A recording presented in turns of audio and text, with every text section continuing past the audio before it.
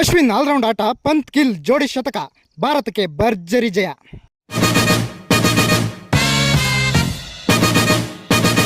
ನಮಸ್ತೆ ಗೆಳೆಯರೆ. Team India Bangladesh ಎದುರಿನ ಮೊದಲ ಟೆಸ್ಟ್ನಲ್ಲಿ 280 ರನ್ ಅಂತರದ ಭರ್ಜರಿ ಗೆಲುವು ಸಾಧಿಸಿದೆ. ಈ ಮೂಲಕ 2 ಮ್ಯಾಚ್ನ ಟೆಸ್ಟ್ ಸರಣಿಯಲ್ಲಿ ಭಾರತ 1-0 ಇಂದ ಮುನ್ನಡೆ ಸಾಧಿಸಿದೆ.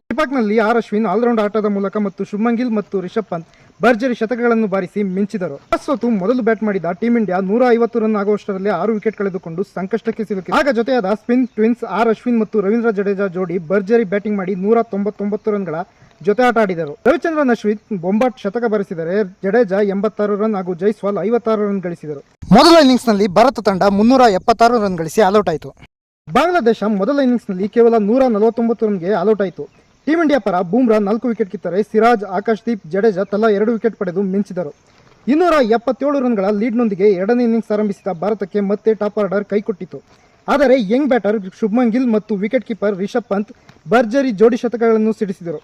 ಇವರ ಸೆಂಚುರಿಗಳ ನೆರವಿನಿಂದ ಭಾರತ 4 ವಿಕೆಟ್ಗೆ 287 ರನ್ ಗಳಿಸಿ ಡಿಕ್ಲೇರ್ ಘೋಷಿಸಿತು. ಗೆಲುವಿಗೆ 515 ರನ್ಗಳ ಗುರಿ ಪಡೆದ ಬಾಂಗ್ಲಾ ಎಚ್ಚರಿಕೆ ಆರಂಭ ಪಡೆಯಿತು.